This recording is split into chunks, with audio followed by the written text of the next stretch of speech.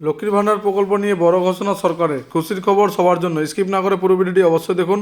চ্যানেলে নতুন হলে অবশ্যই চ্যানেলটিকে সাবস্ক্রাইব করে পাশে থাকা বেল আইকনের নোটিফিকেশনটি অন করে দিবেন এই ধরনের ভিডিও নোটিফিকেশন সবার আগে পাওয়ার জন্য। তো চলুন বন্ধুরা, পুরো ভিডিওটি দেখে নেওয়া যাক লক্ষ্মীর ভান্ডার নিয়ে কী বড় ঘোষণা করেছেন সরকার। লক্ষ্মীর ভান্ডার নিয়ে পশ্চিমবঙ্গ সরকারের তরফে এক গুরুত্বপূর্ণ নিয়ম নিয়ে আসা হয়েছে রাজ্যের সকল 25 বছরের বেশি বয়সী মহিলাদের জন্য। মুখ্যমন্ত্রী মমতা বন্দ্যোপাধ্যায় পশ্চিমবঙ্গের মুখ্যমন্ত্রীর আসনে বসার পর থেকে সাধারণ মানুষের সুবিধার জন্যে একের পর এক প্রকল্পের সঞ্চার করেছে। তার সব থেকে বড় জনপ্রিয় প্রকল্পগুলির মধ্যে অন্যতম হলো লক্ষ্মীর ভান্ডার প্রকল্প। 2021 সালে স্বয়ং মুখ্যমন্ত্রী নিজেই লক্ষ্মীর ভান্ডার প্রকল্পের সূচনা করেন। দুয়ারের সরকারের ক্যাম্পে এই লক্ষ্মীর ভান্ডারের প্রকল্পে আবেদন জমা দেওয়া যায়।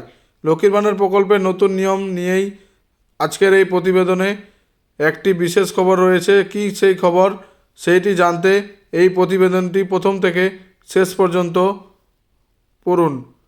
মুখ্যমন্ত্রী তার রাজ্যবাসীদের জন্য কন্যাশ্রী, যুবশ্রী, পথশ্রী সহ বেশ কিছু প্রকল্প সূচনা করে সকলের দৃষ্টি আকর্ষণ করেছিলেন। এই সমস্ত প্রকল্পগুলির নেই আরেকটি প্রকল্পের সূচনা করেও তিনি রাজ্যের মহিলাদের মা হয়ে উঠেছেন। এই প্রকল্পটির নাম হলো লক্ষ্মীর ভান্ডার প্রকল্প। লক্ষ্মীর ভান্ডার প্রকল্পের মাধ্যমে রাজ্যের মহিলারা 500 টাকা এবং সংরক্ষিত শ্রেণীর মহিলারা 1000 টাকা করে প্রতি মাসে পান। এক পরিসংখ্যানের মাধ্যমে জানা গেছে বর্তমান সময়ে পশ্চিমবঙ্গ রাজ্যের 1.98 কোটিরও বেশি মহিলা লক্ষ্মীর ভান্ডার প্রকল্পের সুবিধা উপভোগ করেছেন।